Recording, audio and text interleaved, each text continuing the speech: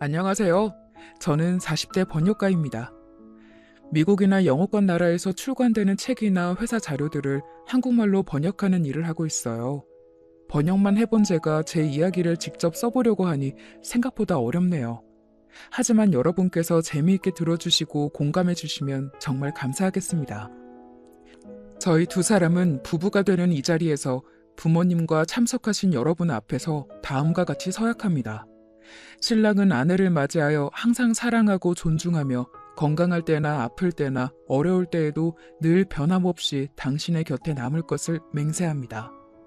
이 글귀는 우리가 결혼식을 올리면서 남편이 낭독했던 혼인서약문입니다. 정말 낭만적이고 따스하죠? 하지만 제 결혼 생활은 서약문하고 다르게 흘러갔습니다. 그 전쟁과 같았던 결혼 생활에 대해 여러분께 찬찬히 들려드리고자 합니다. 저는 원래부터 영어와 글쓰기를 좋아했어요. 자연스럽게 대학교에서 영문학과를 졸업하고 대학원에서 석사 과정까지 밟았지요. 하지만 번역책을 작업하면서 출판회사 직원들과 회식을 하게 되었고 거기에서 그 회사 직원인 규민 씨를 만나게 되었습니다. 제 옆에 앉아서 술을 잘 못 마시는 저를 대신해서 술도 마셔주고 저를 다정하게 챙겨주는 모습에 호감이 생겼어요. 그리고 회식이 끝나자 굳이 저를 집에까지 데려다 주겠다고 하더니 헤어지기 전 둘이서만 만나고 싶다고 데이트 신청을 하더군요. 우리는 그 당시 화제작이었던 할리우드 영화를 보는 것으로 데이트를 시작했어요. 저는 번역가가 직업이다 보니 영화를 보면서 즐기지 못하고 번역을 신경 쓰면서 다소 일적으로 관람하고 있었는데 옆에 앉아있는 규민 씨는 박장대소를 하기도 하고 눈물을 흘리기도 하면서 영화를 보는 모습이 인상적이었습니다. 남자가 그렇게 감정 표현이 다양하기가 쉽지 않은데 그 모습이 오히려 귀엽게 보여서 제 마음은 더 규민 씨를 향했어요. 다정하고 저를 배려해주는 규민 씨는 다 좋은데 딱 하나 꺼려지는 행동이 있었습니다. 둘 다 성인이고 돈을 버는데 남자만 데이트 비용을 부담하는 것은 차별이라고 생각해. 너는 그런 속물적인 여자가 아니지? 그런 점에서 우리는 딱 반반씩 더치페이를 하자. 규민 씨의 생각에 동의는 하지만 너무 대놓고 더치페이를 강요하니까 조금 기분이 상했어요. 하지만 그건 오게티일 뿐이고 규민 씨는 제가 일이 바빠서 잘 보지 못할 때 관대하게 기다려주고 제가 아프거나 속상한 일이 있으면 제일 먼저 달려와줘서 이제 그 없이는 못 살 만큼 사랑하게 되었어요. 그리고 그것은 규민 씨도 마찬가지였어요. 우리는 어느덧 결혼을 약속한 사이가 되었고 양가 어르신들을 모시고 상견례를 갖게 되었습니다. 처음 예비 시모의 얼굴을 보고는 저는 깜짝 놀랐습니다. 박색이 그런 박색이 없었어요. 탤런트 전원주 씨도 우리 시모 얼굴에 비하면 아주 고운 얼굴이라니까요. 키는 초등학생 수준으로 작고 파마 머리에 눈썹 문신이야 워낙 우리 주변에 어머님들이 많이 하시는 거라 괜찮았어요. 하지만 얼굴이 크고 넙대대하고 눈이 작고 짝 찢어진 데다가 콧방울은 두툼한데 콧대는 거의 없다시피 해서 콧구멍만 훤히 보였어요. 그에 비해 입은 어찌나 크신지 말씀하시는 내내 그 입만 보게 되더라고요. 저도 모르게 예비 시모 옆에 계신 예비 시부와 예비 신랑 그의 여동생까지 보고 있노라니 휴 정말 다행이다 이런 생각이 들었습니다. 시부는 준수한 외모셨고 시누이와 예비 신랑은 시모보다는 오히려 시부를 닮은 것 같더라고요. 그래서 네 분의 가족에서 예비 시모만 아주 툭 튀어 보였습니다. 아니나 다를까 예비 시모는 말투도 고상한 쪽하고는 거리가 멀어 보이셨죠. 그래, 아가씨는 결혼하면 집에 눌러 살 건가? 아니면 지금처럼 계속 직장을 다닐 건가? 요즘 여자들이 교육도 잘 받고 했는데 설마 직장을 그만두는 것은 아니겠지? 기차통을 삶아 먹었는지 목소리가 크고 우렁차서 처음 그 말씀에 정신이 번뜩 들 지경이었어요. 어머님, 저희 친정 어머님도 옛날부터 맞벌이를 하셨답니다. 그리고 저 대학원까지 열심히 공부했는데 일을 그만둔다는 생각은 안 해봤어요. 계속 일할 거예요. 오, 그래? 그거 듣던 중 반가운 소리구만. 젊은 여자들이 요즘에는 직장도 안 다니고 애도 한 명 낳고 집에서 뭐 하려고 그러나 모르겠더라고. 난 그 꼴은 못 보겠던데 아가씨는 아주 사상이 바르구만.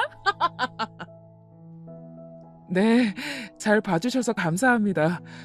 그런데 어머님께서는 무슨 일을 하세요? 제 질문에 갑자기 예비 시모는 얼굴이 어둡고 당황하는 기색으로 막 얼버무리기 시작하는 겁니다. 그때 갑자기 예비 신랑이 끼어들어 시모 대신 대답을 해주었습니다. 우리 엄마는 죽사업 하셨어.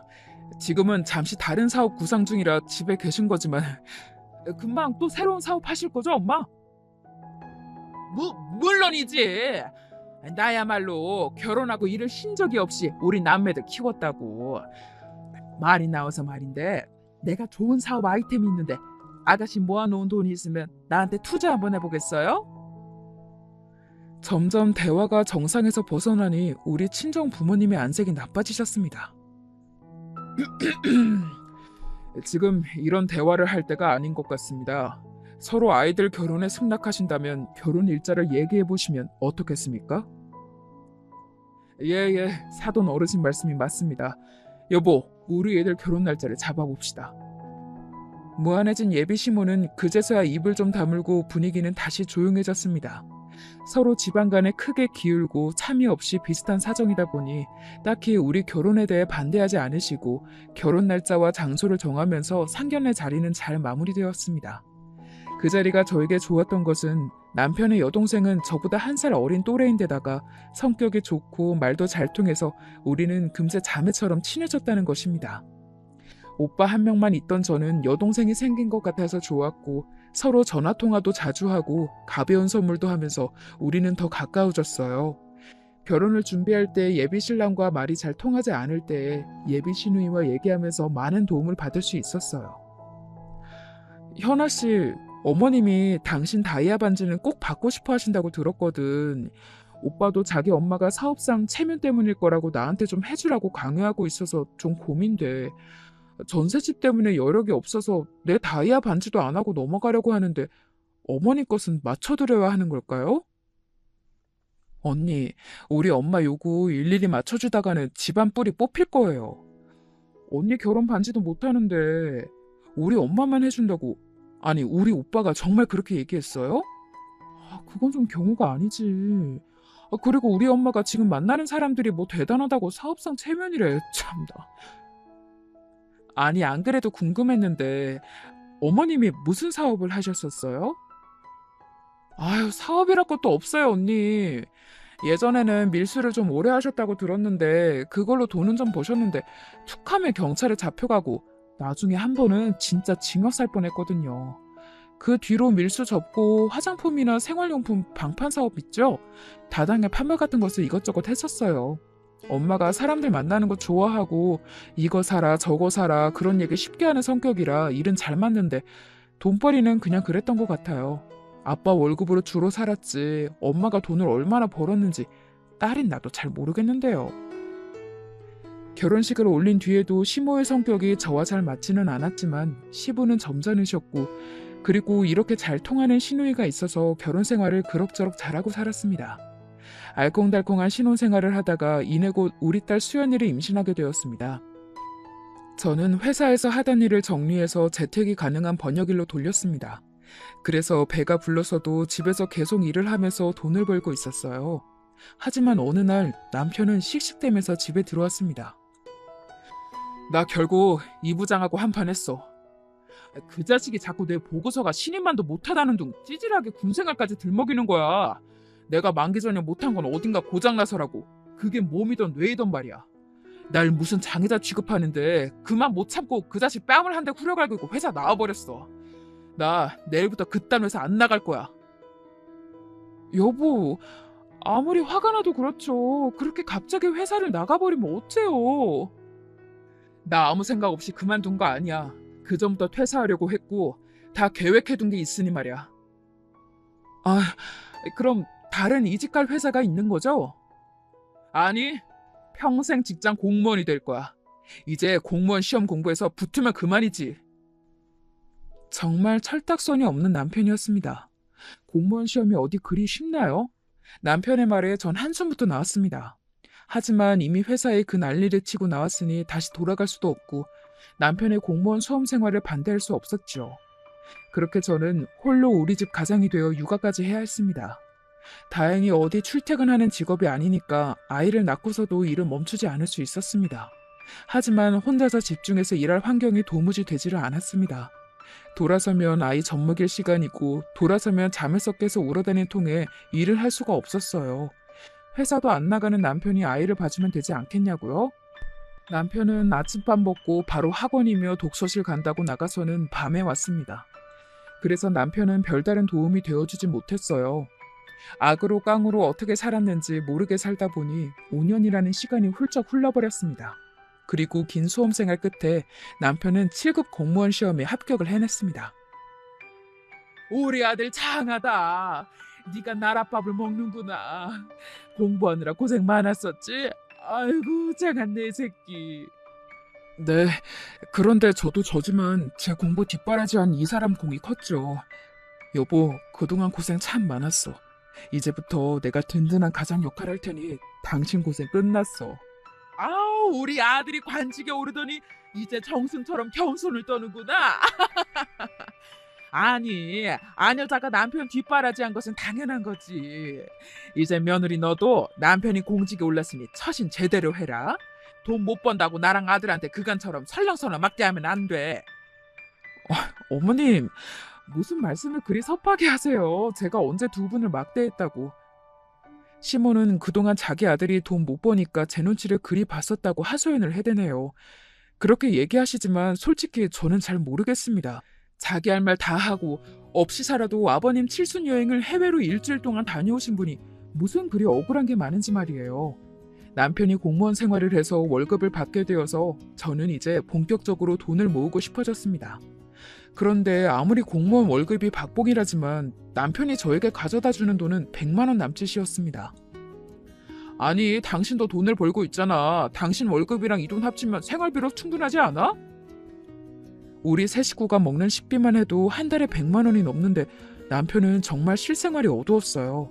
상황이 이렇다 보니 저는 계속해서 번역 프리랜서 일을 하면서 돈을 벌어야 했습니다. 하지만 그 가운데 돈을 아껴서 주식이나 비트코인을 조금씩 사두었습니다. 그러더니 하늘이 저에게 큰 행운을 주셨습니다. 주가가 많이 오르고 어느덧 제가 투자했던 종목들이 몇 배나 올라 있었습니다. 뿐입니까? 비트코인은 천정부지로 뛰더니 이 모든 투자가 대박이 나서 5억이나 벌게 되었습니다. 저는 남편에게 이 금액을 축소해서 3억 정도 벌었다고 말해주었어요. 이 기쁜 소식에 남편은 저를 끌어안고 너무 좋아했습니다. 우리 똘똘한 마누라, 내가 진짜 아내 하나는 잘 뒀다니까. 그럼 우리 그 돈으로 뭘 할까? 집을 넓혀서 이사를 갈까? 어디 오랫동안 크루즈 여행을 다녀올까? 일단 우리 부모님한테 비싼 한우부터 사드리자. 우리 엄마 요즘 기력이 통 없으시던데. 큰 돈이 생겼으니 주변에 보답하는 의미로 시댁 식구를 모시고 아주 비싸 보이는 한우 전문 식당에 갔습니다. 가격이 손 떨리는 메뉴판이었지만 내색하지 않고 마음껏 음식을 시켜드렸습니다. 그리고 식사를 마칠 때쯤 시몬은 신이 나서 말씀하셨어요. 세상에 이런 경사가 있구나. 그런데 말이다, 나도 아주 좋은 소식을 갖고 왔다. 너희들 어릴 때부터 같은 동네 살던 경희 이모라고 알지? 그 이모가 원래 음식 솜씨가 좋았는데 최근에 일했던 한식당에서 나와서 자기 가게를 차리겠다네? 그런데 얘가 나를 워낙 의지하니까 나한테 같이 동업하자고 하대. 오늘 여기 한우집 식당에 와보니 내가 딱 경이랑 소고기집을 차리면 되겠다 싶다. 뭐 다 갖춰줬는데 한 가지 부족한 게 자본금이었어. 헌데 우리 며느리가 3억이나 벌었다고 하니 이것은 바로 하늘의 뜻이다 이거야. 내가 사채 이자만큼 매달 주마. 3억 5천만 있으면 가게 차릴 수 있으니 좀 빌려주겠니? 엄마한테 그런 좋은 생각이 있으셨어요? 마침 우리도 이 돈 아직 뭐 했을지 생각 안 했으니 빌려드릴게요. 여보, 엄마가 이자까지 많이 주신다잖아. 더 생각할 게 뭐 있겠어? 저는 아무 말도 못하고 남편을 흘겨봤습니다. 그 거금을 부부끼리 상의도 안 하고 바로 이 자리에서 바로 드리겠다고 해버리면 참 곤란하니까요. 하지만 이미 엎질러진 일이고 결국은 시모 창업에 돈을 빌려드리는 일에 저도 동의했습니다. 시모는 제가 빌려드린 돈과 경희 이모가 구해온 돈으로 번듯한 한우식당을 개업했습니다. 서울의 모초에 차린 고깃집 개업식 날 가서 맛을 보았더니 정말 예상치 못하게 일품인 것입니다. 경희 이모가 음식을 잘하신다더니 소고기의 질부터 숯불의 품질, 더욱 대단한 것은 소고기 찌개였습니다. 그저 식사 메뉴 중에 하나일 뿐인데 가격이 15,000원이나 해서 처음엔 비싸다는 생각으로 먹었지만 어디에서도 맛보지 못한 깊은 감칠맛이 났어요. 아니나 다를까 시모가 연 고깃집은 그 맛으로 점점 손님이 늘어나서 잘 되었습니다. 그러더니 소고기 찌개가 맛있는 것으로 유명한 집으로 방송을 타면서 정말이지 대박을 치게 되었습니다. 이 고깃집은 이제 대기 없이는 들어갈 수 없을 만큼 성업 중이었습니다. 그렇게 시모의 가게가 잘 되자 어느 요식업계 사장이 50억에 팔라고 제안까지 해왔습니다. 이 소식에 시모는 입이 찢어지게 걸리셨어요. 내가 이날까지 말아먹은 사업도 많고 번번이 돈벌이도 안 되었는데 이제 말년에야 내 복이 필요나 보다. 이렇게 가게가 잘 되었지만 시모는 초기 투자금을 빌려주었던 저에 대한 고마움은 없어 보여서 조금 섭섭했습니다. 그뿐이 아니라 매달 보내기로 한 이자 300만 원도 자꾸 안 보내시는 겁니다. 하루 매출이 몇천만 원인 대박집에서 이자 300만 원을 까먹는다는 것은 이치에 맞지 않잖아요. 시모가 저를 무시하는 게 아닌가 싶기까지 했어요. 그리고 남편은 늘 제가 벌어오는 월급에 고마워했는데 이제 제 돈은 푼돈 취급을 하고 있습니다. 자기 월급에서 100만 원만 집에 가져다 주고 남은 것은 자기가 쓰고 거기에 시모에게서 한 번씩 용돈을 받는 눈치인데 왠지 저에게는 아무런 돈도 선물도 없는 것입니다. 어느 날 남편은 평소 출퇴근용으로 사용하던 경차를 마음대로 고급 승용차로 바꿔오는 것이 아니겠어요? 아니 당신 무슨 돈이 있어서 이런 비싼 차를 덜컥 산 거예요? 내 나이에 제네시스 정도 타주는 게 무슨 대수야? 내가 경차 못 타겠다고 졸라대니 돈 잘 버는 우리 엄마가 바로 이 차를 사주셨네. 어머님도 참. 그런 거금을 주실 거면 내 빌린 돈을 갚던지 하다못해 이자라도 제때 내주시지. 당신 차만 이렇게 바꿔주셨다고요? 좀 섭섭하네요. 이게 왜 나만 좋은 일인가? 우리 가족이 다 탈 차인데. 시승식 할 겸 엄마 가게까지 태워줄게. 저는 부하가 치밀어서 거절하고 집으로 들어왔고 남편만 혼자 신이 나서 시모에게 새 차를 보여주러 나갔습니다. 갑자기 생긴 돈으로 남편도 시모도 점점 사치스럽게 변해가는 것이 눈에 보였어요. 역시 사람은 감당 못할 돈벼락을 맞으면 티가 나는 법인가 봅니다. 하지만 이 사람들은 더 큰 돈을 노리고 해서는 안 될 생각까지 하게 되었어요. 너희들이 결혼한 지 얼마냐? 벌써 10년도 더 넘는다. 그러다가 덜커덕 이혼해봐라. 저기 우리 건물 김씨네 며느리도 집에서만 놀던 가정주부가 이혼한다고 재산 분할을 거의 반이나 떼어갔다고 하더구나. 이게 도둑년이지 않고 뭐냐? 괜히 우리도 그런 사단 나기 전에 뿌리를 뽑아야 돼. 안 그래도 그 며느리년이 내 눈에 가시였는데 이번 기회에 갈라서라. 에이, 그래도 우리 수연이 엄마이고 함께 산 세월이 있는데 그렇게까지 해야 할까요? 처음에 시모가 강하게 이혼을 권했을 때 남편은 의리를 지켰었다고 합니다. 하지만 사람 마음이 참으로 간사한 것이더군요. 시모의 구슬림 뒤 남편이 찬찬히 보니까 점점 아내가 다르게 보였던 것이지요. 구독자 여러분은 아시지요? 사람이 눈에 보이는 조건과 돈 외에도 얼마나 중요한 것이 많은 것인지요. 쥐뿔 하나 없었던 시댁이 이만큼 잘 사게 된 데에는 제 공이 적지 않았습니다. 투자금은 떠나서 남편이 무직으로 살 때 우리 수연이 출산 병원비조차 없을 때 모든 생활비는 제가 모은 돈과 친정에서 도와주신 돈으로 해결했죠. 그리고 시모가 무릎 인공관절 수술할 때나 그 외에 시부가 아프실 때마다 제가 그 병원비 등을 해드렸습니다. 그뿐인가요?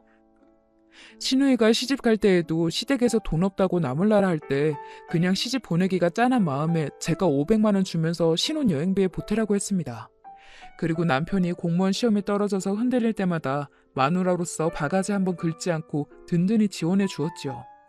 그런데 이제 와서 그런 저의 모든 수고와 공은 아무것도 아닌 것이 되어버리나 봐요. 남편은 시모가 이혼을 종용하고 나서부터 하루가 다르게 저를 대하는 태도가 냉랭해 갔습니다. 어느 출근 준비를 바쁘게 하던 아침이었습니다. 아, 이게 아니잖아. 당신 그렇게 센스가 없어서 어디다 쓸래? 10년 넘게 살면서 아직도 내 취향을 못 맞추겠어? 이번 주 세미나 교육에 갈 때 자료들이랑 책이 모두 담길 수 있는 큰 사이즈의 가방을 사오랬지. 누가 어딜 마실 가냐? 여기에 자료가 다 안 들어가잖아. 어머머, 조금 작네? 아, 미안해요. 내가 오늘 가서 사이즈 더 큰 걸로 바꿔올게. 그런데 그러면 그렇다 말을 하면 되지. 왜 그리 짜증내고 썽을 내요? 당신이 미련 곰탱이처럼 답답하니까 그렇지. 집에서 살림만 하니까 더 미련해지는 거 아니야? 당신 무슨 말을 그렇게 해요? 내가 쭉 놀았어요? 살림만 했냐고요? 당신도 못 벌어올 때부터 내가 일했던 10년을 까먹은 거예요? 비날 수치가 너무 높아서 일을 쉰 지 1년도 안 됐수다. 진짜 너무하네요, 당신. 아, 됐어, 됐어. 아침부터 기분 잡치게. 아휴, 나 출근해. 정말 별것도 아닌 것에 트집을 잡고 과하게 화를 내고 짜증을 내는 남편의 모습에 저도 점점 스트레스가 커졌습니다. 이런 게 이혼 사유라기엔 사소하지만 진짜 별거라도 하고 싶네. 이런 마음이 들던 어느 날 시댁에 갔다가 남편이 시모와 얘기하는 것을 엿듣게 되었습니다. 그동안 이혼 생각은 좀 해봤냐?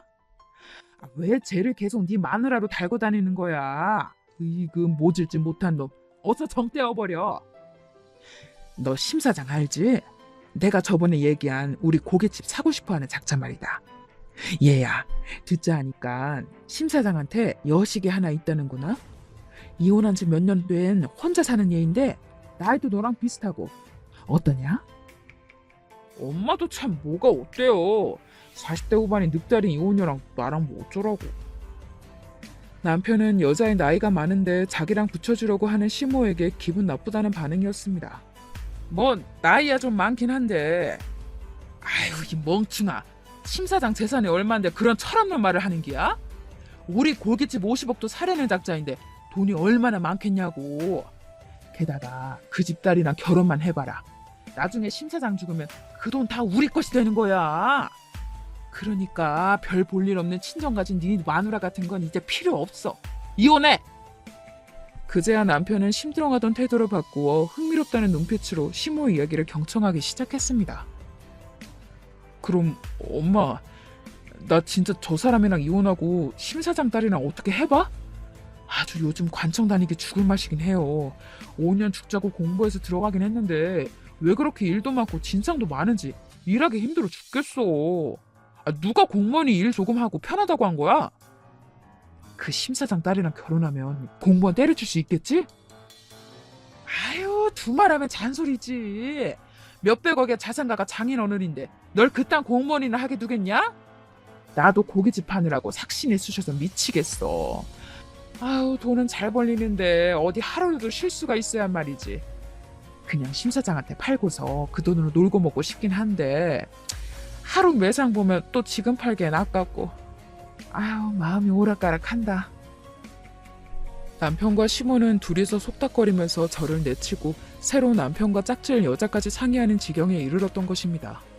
사람이 돈 앞에 눈이 횟가닥할 수도 있겠지요. 하지만 그 고깃집은 제 덕에 차릴 수 있었던 곳입니다. 사람이라면 그런 은혜를 갚는 것이 우선 아닐까요? 심지어 시모는 잘 되는 고깃집이 힘들다며 팔고 싶어서 난리이고, 남편은 제 뒷바라지 끝에 합격한 공무원 생활을 그만두고 싶어서 난리이고, 그냥 놀고 먹을 생각 외에는 하지 않는 사람들이지 않을 수가 없네요. 저는 지난 세월에 대한 후회로 가득 차올랐습니다. 조용히 시댁에서 나와서 걷다 보니 동네 놀이터가 보여서 벤치에 앉아서 옛날 생각도 하고 남편에 대한 원망으로 눈물이 나서 손으로 훔치고 있었습니다. 놀이터에 아이들이 많지는 않았지만 4~5살로 보이는 아이 2명이 엄마들과 함께 놀고 있었습니다. 우리 수연이도 저런 나이가 있었지. 저 때 정신없이 혼자 일하면서 수연이 키웠어도 참 행복했는데 지금은 돈이 많아졌다 한들 무슨 소용이란 말인가. 정말 사람들이 다 싫고 원망스럽다. 저런 남편과 시모 따위. 그래, 이혼해주자. 보고 살아봐야 나만 쓸데없는 인간 취급하고 구박할 것이 아닌가. 이렇게 자포자기의 심정으로 제가 이혼하고 물러나주기로 마음을 먹고 있었어요. 그때 제 전화벨이 울렸습니다. 신우이 현아였어요. 언니, 나 지금 엄마 집에 왔는데 갑자기 언니가 사라졌다고 하네요. 어디 갔어요? 현아야, 나 너무 억울하고 서러워서 어떻게 하면 좋니? 저는 마음이 안심되었는지 신우이 목소리에 눈물부터 나와버렸고, 신우이는 제가 어디에 있는지 묻고는 오래지 않아 저를 찾으러 놀이터로 왔습니다. 아니, 언니 여기서 왜 이러고 있는 거예요? 우리 엄마가 또 언니 구박했어요? 구박을 넘어서 날 버리겠대. 내쳐버리겠다고. 오빠랑 어머님이 작당하고 있다고. 저는 신우이에게 제가 들었던 이야기를 들려주었습니다. 신우이는 놀라기는 했지만 제 예상만큼 놀라 보이지는 않았습니다. 언니, 가게가 바빠서 요즘 내가 주말에 일 도와주고 있었잖아요. 사실 엄마랑 오빠가 그런 얘기하는 걸 듣긴 했었어요. 그 심사장 데리고 와서 엄마가 알랑방구 끼는 것도 봤었죠. 하지만 내가 40년 넘게 살면서 우리 엄마란 사람이 어떤지, 우리 오빠도 그렇고 그런 사람이라는 거 왜 모르겠나요? 괜히 둘이서 허물 삼키고 있는 거라고 넘겨버렸죠. 언니가 우리 집에 해준 게 얼만데요. 그동안 언니한테 받아온 거 잊어먹고 진짜 행동으로 옮기면 그게 내 오빠와 엄마여도 그냥 못 봐요, 나는. 내가 옆에서 그 사람들 말리고 그런 짓 못하게 해줄게요. 언니가 그렇게 이혼해주면 우리 수연이는 어쩌고요? 우리 착하고 여린 수연이가 엄마 아빠 이혼하는 걸 받아들일 수 있겠어요? 언니가 엄마로서 마음 단단하게 먹어요. 오빠가 뭐라든 엄마가 뭐라든 무시하고 언니 할 일만 하면 저러다가 말 거예요. 역시 신우이는 현명했습니다. 그 말을 들은 저는 단번에 설득이 되었습니다.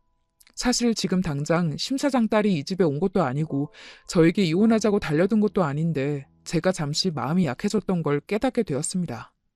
우리 딸을 생각해서라도 정신을 차리고 내 가정 지킬 것이고 내 투자금에 들어간 고깃집도 지켜낼 것입니다. 저는 신우이와 팔짱을 끼고 시댁에 들어가서 시모를 찾았습니다. 어머님, 드릴 말씀이 있어요. 아니, 너는 갑자기 사라져서는... 그래, 뭐냐? 어머님 고깃집 차리실 때 제 돈 3억 5천만 원 말이에요. 그 이자 왜 자꾸 안 주시는 거예요? 지금 하루 매상이 얼마인데 그 돈을 떼어 먹으시는 건가요? 아니, 가족끼리 뭘 그리 매정하게 그러고 나서냐? 알았다, 주면 될 것 아니냐? 한두 달 주다가 밀리고 그러셨으니 믿음이 안 가서요. 제가 세권 도축을 법적으로 하기 전에 그동안 밀린 이자 싹 갚아주시고요. 계속 이자가 연체되면 원금하고 한꺼번에 갚아주셔야 합니다. 제가 눈에 쌍심지를 켜고 분명하게 말씀드리니까 그제야 신모는 얼렁뚱땅 넘어가면 안 되겠던지 밀린 이자를 제 계좌로 보내주었습니다. 하지만 아직도 여전히 밀린 이자를 보내주지는 않고 차일피일 미루면서 쌓여 있었지요. 전 이제 남편도 신모도 정이 뚝 떨어져서 잘해주고 싶은 마음이 들지 않았습니다. 그리고 당신도 앞으로 공무원 월급 받은 거 고스란히 갖고 와요. 생활비를 자꾸 제대로 안 주는데 그러면 내가 당신 월급 차압 들어갈 거야. 뭐? 내 월급을? 아니 갑자기 왜? 싫어. 내가 계산기 가져와서 다 따져볼까요? 결혼해서 그동안 내가 번 돈 다 합쳐도 당신이 지금부터 은퇴 때까지 벌 돈은 돼야 할걸? 우리 수연이 학원도 늘릴 거고 나도 번역 사업하느라 생활비 못 내니까 앞으로는 당신 월급으로 우리 생활해야 해. 아니 제가 뭘 잘못 먹었나? 갑자기 왜 저렇게 눈에 쌍심지를 켜고 돈돈거리는 거야? 왜요? 어머님이 돈돈거리는 건 사업이고 제가 그러는 건 미친 건가요? 평소 같으면 그쯤하고 조용할 저는 끝까지 시모의 말 한마디에 따박따박 말대꾸를 하니까 시모는 기가 막히다는 듯이 혀를 차면서 남편을 데리고 방으로 들어갔습니다. 네, 그 둘이 무슨 얘기를 할지 눈에 안 봐도 뻔합니다. 그때 가서 이혼을 하던 안 하던 간에 이제 저도 그저 참고 넘어가지만은 않을 거니까요. 제가 할 말을 속 시원히 다 하니까 옆에 있던 신우이도 몰래 엄지를 척 들면서 저를 응원해 주었습니다. 그간 건강이 약해져서 일을 쉬고 있었던 저는 정신이 번쩍 들어서 다시 돈을 벌여야겠다고 생각했습니다. 투자하고 주식에 신경 쓰는 것이 저와 맞지는 않았지만 은행에 적금을 하는 것처럼 시모가 보내주는 이자 300만 원을 생활비로 쓰지 않고 모두 주식과 가상화폐에 투자했습니다. 그리고 남의 일을 받아서 하는 프리랜서가 아니라 제가 직접 사업을 차려서 번역에 관련한 일을 따오기로 했습니다. 우리 딸이 중학생이라 제가 집에서 육아에 전념할 필요도 없었으니 적극적으로 번역 사업을 하기에 여건도 충분했지요. 무엇보다 남편과 신모 때문에 무너진 제 자존심을 회복하기 위해서 저는 일이 필요했습니다. 번역 일을 잘하고 싶었고 또 그것으로 큰 돈도 벌어보고 싶었습니다. 그래서 주변에 함께 일을 했던 사람들에게 연락을 해서 함께 사업을 하거나 투자를 할 사람이 있는지 알아보기 시작했습니다. 그렇게 바쁘게 지내던 어느 날이었습니다. 신우이로부터 급하다며 고깃집으로 오라는 연락을 받고 저는 부랴부랴 달려나갔지요. 고깃집에 들어선 순간 저는 제 두 눈을 의심했습니다. 아니 이게 어찌된 일이란 말이죠? 고깃집에서는 시모와 남편이 한 노년의 남성이 휘두르는 주먹을 피하고 있었고 가게 직원들은 그 남성을 말리기 바빴습니다. 그리고 그 남성 뒤로 어떤 중년의 여자가 흐느끼고 울고 있었어요. 이 새끼야, 너 내 딸이 이혼녀라고 아주 쉽게 봤냐?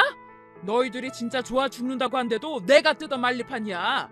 어디 공무원 나부랭이가 내 딸을 어떻게 해보려고. 너 오늘 내 손에 죽어라. 아이 오해세요 심 사장님.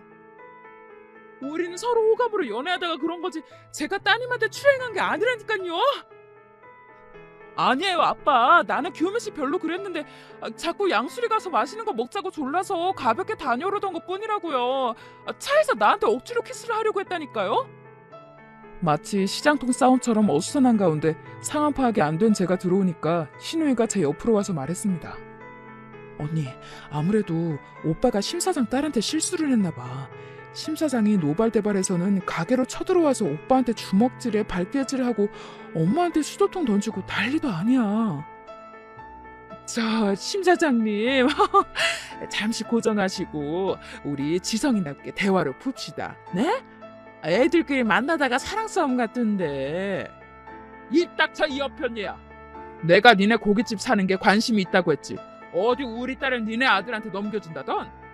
그리고 이깟 고깃집 사는 것도 무효야 무효. 어디 그것뿐이야? 이 집 망하게 할 거야. 두고 봐, 내가 망하게 할 거라니까. 심 사장은 화가 머리끝까지 나서 남편과 시모에게 악담을 퍼부었고 이내 자기 딸을 데리고 가게에서 나갔습니다. 나도 우리 고깃집 안 팔아 영감탱이야. 어디 하자 있는 딸년 가지고 남의 귀한 아들 폭행을 해? 내가 경찰서에 가서 당장 저 영감탱이 고소할 테니. 우리 아들 괜찮니? 어디 다쳤어? 큰일 날 뻔했네. 무슨 70 먹은 노인네가 저렇게 힘있어요? 아까 발길질에 다리 맞고 멱살까지 잡혔으니까. 엄마, 너 병원 가봐야 할까? 그래 우리 병원부터 가자. 가서 치료받고 검사받고 그 진단서도 떼어오자. 그래서 그 노인이한테 폭행 합의금도 왕창 뜯어내자고. 이 상황이 꿈이라면 좋겠습니다. 남편은 심사장 딸을 꼬셔내려고 혈안이 되었다가 저렇게 혼쭐이 난 거네요. 저런 버러지 같은 남자가 내 남편이라니, 내 딸의 아비라니. 전 믿을 수가 없었습니다. 시모는 자기 아들이 다쳤을까봐 남편을 부축해서 병원을 가려고 나오려던 참이었어요. 그러던 중 가게 문에 서 있는 저를 발견했죠. 아니 여보. 얘야, 지금 네가 본 것은 오해다. 두 사람은 저를 보고는 눈이 동그래져서 말을 버벅이고 있었어요. 더 이상 참지 못한 저는 아무 말도 없이 그대로 가게에서 나왔고 집으로 달려갔습니다. 이런 꼴까지 보고 나니 더 이상 그 남자와 한 집에서 살 수 없었어요. 신물이 날 만큼 돈만 쫓아드는 시모의 낯짝도 다시 보고 싶지 않았습니다. 저는 가방에 남편의 옷가지와 물건들을 싸기 시작했습니다. 그리고 현관 비밀번호를 저만 아는 곳으로 변경해 놓았어요. 잠시 뒤 학교에서 돌아오는 딸과 시누이가 함께 집에 와서 문을 열어주었습니다. 엄마, 현관 비밀번호가 왜 바뀌었어요? 그리고 이 짐들은 뭐야? 어디 여행 가세요? 수연아, 너 아빠를 얼마만큼 사랑하니? 엄마, 갑자기 무섭게 왜 그래? 그냥 가족이잖아. 사랑하고 애틋한 건 아니어도. 엄마는 아빠와 이혼하기로 마음먹었단다. 그치만 수연이는 여전히 아빠의 딸이고 엄마의 딸이야. 네가 너무 충격받지 않았으면 좋겠어. 엄마는 아빠를 집에서 내쫓을 거야. 엄마 아빠가 헤어지고 나면 수연이는 누구와 살 거야? 우리 딸은 갑작스러운 이야기에 놀라서 가만 서 있었습니다. 언니가 받은 충격은 내 이해하지만 수연이에게 바로 그렇게 물어보면 얘가 당황하고 말잖아요. 수연아, 고모가 다 설명해줄게. 이리 들어와. 딸이 시누이와 방으로 들어가는 모습을 보자마자 저는 안방으로 들어와서 소리 죽여 울기 시작했습니다. 딸에게 너무 미안했지만 저는 이혼을 멈출 수가 없었으니까요. 시간이 얼마나 지났을까? 딸은 안방 방문을 열고 들어와서 저를 살포시 안아주었습니다. 엄마, 참 힘들었겠다. 나는 두 분이 이혼하셔도 견딜 수 있으니까 제 걱정 말고 엄마가 하려는 대로 하세요. 그리고 난 사실 아빠보다 엄마랑 살고 싶어. 그리고 딸은 학원에 간다며 집을 나갔습니다. 우리 딸에게 너무 미안하고 고마워서 우는 것을 멈출 수가 없었어요. 신우이는 그런 저의 등을 토닥여주고 휴지를 뽑아주면서 옆에 있어 주었습니다. 그리고 나지막히 저에게 얘기해 주었어요. 언니, 나도 더 이상 이혼 말리지 못해요. 이런 꼴까지 보고 들었는데 어떻게 같이 살겠어? 나도 결혼해서 애 키우고 사는 여자로서 언니가 너무 가여운걸. 미안해요. 우리 오빠랑 엄마가 한 짓 정말 내가 미안해요. 신우이는 진심으로 저에게 미안해하면서 같이 울어주었습니다. 밤이 돼서 남편은 집에 들어오려고 했지만 그는 현관문을 열 수 없어서 벨도 눌러보고 저에게 전화도 했습니다. 이제 당신과 내 인연은 끝이야. 현관 밖에 있는 트렁크 짐 들고 당신만 나가주면 좋겠어. 어차피 이 집도 거의 내가 번 돈으로 장만한 거니까 불만은 없을 거야. 아, 여보 오해야. 어떻게 된 일인지 사람 말은 좀 들어주고 해야지. 이렇게 매정하게 이러는 법이 어딨어? 나 병원에서 진단까지 받았다고. 많이 다치고 아파. 집에서 쉬어야 한단 말이야. 문 좀 열어줘. 어? 네가 개수작 버리다가 당한 일이니까 당해도 싸. 다시는 이 집에 발들일 생각도 말고 당신 엄마한테 가서 전해. 내가 빌려준 돈과 그동안 밀린 이자 한 달 안으로 갚으라고. 갚지 않으면 바로 고깃집 담보로 압류 행사할 거야. 아니 뭐라고? 당신이라는 여자 진짜 냉정하네. 지금 돈이 문제야? 남편이 다쳤는데 엄마 고깃집도 큰일이 생겼는데 이제 와 돈을 빼가?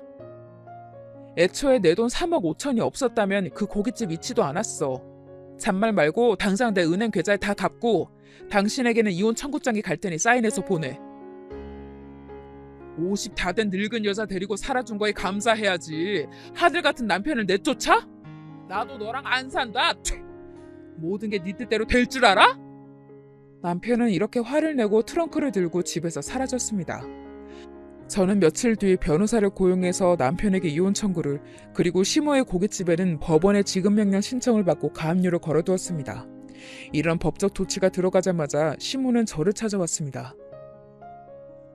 얘 68 것이! 시모는 저를 보자마자 욕설을 날리면서 다짜고짜 제 머리통을 손으로 쳤습니다. 갑작스러운 폭행에 당황해서 한 대 맞고 말았지만 그 다음에 날라오는 시모의 손을 세게 잡았습니다. 놔, 이년아. 내 손 안 놔? 넌 더 맞아봐야 해. 어디 이혼에 가압류? 우리 집을 말아먹을 작정이야? 역시 수준이 참 시정자폐에서 벗어나지를 않네. 70 먹고 며느리를 때려요? 이거 지금 CCTV에 다 찍혔으니까 당신한테 폭행 고소장도 추가되겠네. 뭐시? 고깃집 경매를 넘어가고 싶지 않으면 당장 내 돈 갚고 나와 내 딸 수연에게 접근도 하지 마세요. 이제 당신은 내 시모도 뭣도 아니니까 또 한 번 찾아오면 바로 경찰한테 잡아가라고 할 거예요. 겪은 바 없이 제가 세게 나가니까 시모는 그때야 상황 파악이 되었는지 꼬랑지 내린 개마냥 저의 비위를 맞추려고 했습니다. 얘야, 우리가 함께한 세월이 얼마냐. 우리가 가족인데 어려울 때일수록 서로 믿고 도와야지. 참네. 그래, 말 한번 제대로 했네. 내가 당신들 먹여 사는 세월이 10수년이야. 그런데 고마워하고는 은행 갚기는커녕 내가 잠시 일 쉬는 동안 구박이나 했지. 내 덕에 차린 고깃집 잘 되었을 때 나한테 고마워했어요? 그래놓고 이제는 돈 많은 집 여시 꼬셔내라 본처가 이렇게 눈 뜨고 살아있는데 그걸 아들한테 사주해? 그러고도 당신이 인간이에요? 시모는 제가 모든 상황을 다 꿰뚫고 있는 것에 몹시 당황했습니다. 저는 더 이상 그 늙고 못생긴 얼굴을 마주하고 싶지 않았습니다. 시모가 뭐라 하든지 말을 더 이상 듣지 않고 집 안으로 들어와 버렸습니다. 그 뒤로 저는 변호사를 통해서 남편과의 이혼과 시모에게 빌려준 돈도 회수하는 절차를 밟았기 때문에 남편과 시모를 만날 필요가 없었습니다. 그들을 만나면 제가 화병 나서 어떻게 될 것만 같아서 모든 연락을 차단하고 만나는 것을 피했습니다. 다만 신우이만큼은 계속 연락하며 전처럼 지냈습니다. 어떨 때는 시누이도 한 핏줄이고 가족이니 미운 감정이 들었지만 결혼해서 사는 동안 유일한 제 편이었고 지금도 저에게 잘해주는 시누이와의 인연은 멈추고 싶지 않았습니다. 저에게 표현은 안 해도 시누이도 마찬가지였던 것 같습니다. 그리고 남편과 자기 엄마가 얼마나 시누이를 볶아두겠습니까? 제가 멈추도록 설득해 보라면서요. 하지만 시누이는 저에게 티내지 않고 자기 집 사람들의 일은 웬만해서는 얘기하지 않았습니다. 오히려 조카인 수연이가 부모의 이혼을 잘 받아들이고 지내는지 상처받지는 않았는지 신경 쓰고 애써주는 모습에 고마웠습니다. 남편과 시모는 재산 분할과 수연이의 친권 문제 그리고 채권 회수에 대해 크게 저항했지만 다행히 능력 있는 변호사가 중간에 잘 처리해 주어서 대부분 제가 원하는 대로 결과가 나왔습니다. 1년 조금 넘게 시간이 걸렸지만 수연이의 양육권과 지금 살고 있는 집도 저에게 돌아왔습니다. 그리고 시모에게 빌려준 원금과 이자에서 남편이 그동안 결혼 생활에 기여했다고 계산된 1억 정도를 제외하고는 돌려받을 수 있었습니다. 이혼하기로 마음먹고부터 원래 추진하려던 번역 사업을 더욱 매진해서 하고 있었습니다. 수연이를 챙기면서 열심히 제 사업을 하면서 시간이 흐르고 나니 소송 결과도 마무리되었고 제 돈도 돌려받았으니 좋았습니다. 그간의 제 사업은 어느 궤도에 올라서 흑자로 전환되었고 가지고 있던 재산이 불어나서 수연이가 고등학교로 올라갈 무렵 파라군 지역으로 이사를 갈 수 있었습니다. 그렇게 충실하게 다른 데 눈 돌리지 않고 육아와 일에만 외진하고 살면서 남편과 시댁일에 대해 관심을 끊고 살고 있었죠. 신우이의 생일이 되어서 저는 생일 선물로 백화점 상품권을 보내면서 오랜만에 통화를 하게 되었지요. 언니 너무 바쁜가 봐요. 우리 연락한 게 얼마만이에요? 맞아. 나 그동안 참 바삐 살았지. 건강하게 잘 지내고 있어? 고모부랑 애들도 잘 있는 거지? 네, 우리 가족들 모두 건강하고 잘 지내고 있어요. 우리 오빠랑 집이 문제지 뭐. 응? 왜 그동안 무슨 일이 있었어? 언니 성격에 괜히 우리 집 일 알아봐야 마음 복잡할 것 같아서 내가 그동안 얘기 안 했는데 이제 해도 돼요? 나 이제 마음 정리도 다 되었고 요즘 사는 게 평안하고 좋아. 뭐 전 남편 소식 정도야 들어볼 수 있지. 그때 심 사장네가 고깃집 와서 일이 벌어진 그 이후에 가게 난리통에 지역 엄마들 카페에 글이 올라왔었나 봐요. 단골 손님 중에 누군가 그 일을 보고 듣고 인터넷 카페에 여기 사장 아들인지가 자기 본처가 있는데도 어떤 돈 많은 집 이혼한 딸을 꼬시고 있었다. 그런데 멍청하게 꼬시지도 못하고 여자가 싫어하는 걸 억지로 하다가 그 돈 많은 아빠가 가게에 와서 뒤엎었다. 요즘 장사 잘 돼서 입소문난 땡땡땡 소고기집인데 그 아빠가 비싼 값에 인수하려다가 파토나고 아주 막장이었다고 말이죠. 이 글은 일파만파 퍼져나가서 돈에 미친 가게로 동네 소문이 나면서 손님들이 끊기기 시작했어요. 그리고 가게에서 불만을 가졌던 사람들이 하나둘 말을 다 하더니 평판이 아주 바닥을 친 거예요. 주말에는 하루 매상이 5천만 원이나 하던 대박집이 하루아침에 망해버렸으니 우리 엄마랑 오빠랑 다 큰일 나버렸죠. 그런데 언니가 투자금이랑 이자 빼가겠다고 했으니 엄마는 매일 언니랑 심 사장, 동네 사람들까지 욕을 했어요. 그래도 이 소문이 좀 잠잠해지면 괜찮겠지 하는 마음으로 가게 접지 않고 계속 영업을 했는데 한 달이 가고 두 달이 지나도 이전처럼 가게가 회복이 되지 않더라고요. 그냥 가게 월세만 겨우겨우 내는 수준? 이렇게 어려울수록 같이 하는 직원들 더 잘 대해줘야 하는데 엄마가 속상한 마음에 직원들을 막대하니까 일 잘하던 직원들도 나가고 결국 우리 소고기찌개 개발해줬던 친한 경희 이모도 엄마한테 질려서 나가버렸어요. 그럼 누가 소고기찌개를 하냐고요? 다른 주방 이모를 고용해서 그 맛을 내라고 아무리 해도 그 맛이 안 나는 거죠. 결국 그나마 남아있던 손님들도 우리 가게를 외면하더니 결국 이제 아예 문을 닫게 되었어요. 저런 그 큰 가게가 결국 망해버렸구나. 어머님 아버님 상심이 크시겠네. 그거 망했다 뿐이에요. 그 과정에서 매일같이 집에서 다투고 특히 엄마랑 오빠 사이가 완전히 틀어졌어요. 오빠는 자기가 하루아침에 이혼남이 된 것은 다 엄마 때문이라고 원망이 아주 커요. 이제야 오빠도 엄마한테 휘둘리지 않고 살겠다면서 집에서 나가 원룸 같은 데를 얻은 모양이에요. 그리고 그렇게 공무원 생활 그만두고 싶다고 노래 부르더니 요즘은 쏙 들어가 버렸어요. 정년까지 버텨봐야지 별 수 있겠어요. 사실 오빠한테 이제 볼 게 뭐가 있어요. 나이 50이 돼서 집이나 재산이 있나 아내와 딸도 없이 혼자 살고 있으니 얼마 전에 연락해서는 저한테 그러더라고요. 좋은 아내 만나서 잘 살던 나를 엄마가 불행의 구렁텅이로 밀어버렸다고요. 앞으로 저 엄마와 연 끊고 살겠다고. 그리고 저한테 새언니는 어떻게 잘 지내고 있느냐고 물어보던데요. 그래서 제가 말해줬죠. 언니는 우리 집안이랑 연 끊고 뭐 아주 잘 살고 있지. 번역 사업을 차려서 잘 나가고 돈도 많이 번 모양이야. 속 썩이는 사람 없이 예쁜 딸이랑 둘이서만 살고 강남에 이사까지 갔다고. 오빠는 잘 됐다고 말은 하지만 아주 씁쓸하고 외로워 보였어요. 신우이가 해준 이야기를 들으니 시모도 남편도 모두 불행의 구렁텅이에 빠진 사람들이었고 원망이나 미움보다 동정심이 들었습니다. 이혼했지만 전 남편은 딸이 원할 때면 언제든 딸을 만나러 오고 전에 없이 선물도 사서 안겨주고 딸이 가고 싶다는 곳에 따라가 주었습니다. 한 가족으로 살 때는 딸이나 아내가 이렇게 소중하고 자신을 얼마나 행복하게 해주는 사람들인지 잊고 살았던 남자가 이제 정신 차린 것 같아요. 물론 그렇다고 제가 다시 전 남편과 합치고 싶은 것은 아닙니다. 아직도 그때 제가 당한 모멸감과 배신감은 저를 힘들게 하고 있습니다. 아마 여러분도 저와 같은 일을 당해보셨다면 남자도 시댁도 치가 떨리실 거예요. 앞으로 남은 제 생애에 결혼은 없을 것 같습니다. 지금은 번역을 멋지게 해서 훌륭한 책을 세상에 내놓는 것, 그리고 우리 딸이 원하는 대학과 직장에 가서 결혼하는 모습까지 지켜보는 것, 그 두 가지가 제 바람입니다. 오늘 아침부터 비가 촉촉히 내리는 감성적인 날에 제 사연을 쓰다 보니 어느덧 끝이 다다랐네요. 지금까지 제 사연을 들어주신 구독자 여러분 정말 감사드립니다. 늘 건강하시고 행복하시길 빌겠어요.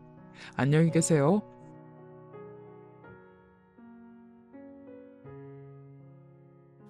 안녕하세요. 저는 젊을 적에 라디오 듣는 것을 무척이나 좋아했다가 나이가 든 지금은 사연에 빠지다 채널을 즐겨 듣고 있는 애청자예요. 자식을 키워놓고 유유자적한 일상을 보내고 있는 아줌마이기도 하고요. 어렸던 시절에 조금은 내성적인 소녀였던 저는 현실 속 친구들과 왁자지껄 떠들며 놀기보다는 제가 만들어낸 상상 속의 친구들과 대화하는 걸 즐겨 했었죠. 그런 괴짜 같은 면모를 들킨다면 놀림을 받을까봐 꼭꼭 숨기기도 했었고요. 저는 이야기라면 무엇이든 가리지 않고 접하는 걸 좋아했습니다. 팍팍한 현실을 언제든 도피할 수 있게 해주는 요소였고 이야기를 들으며 빠져드는 것엔 돈이 들어가지 않았기 때문이었죠.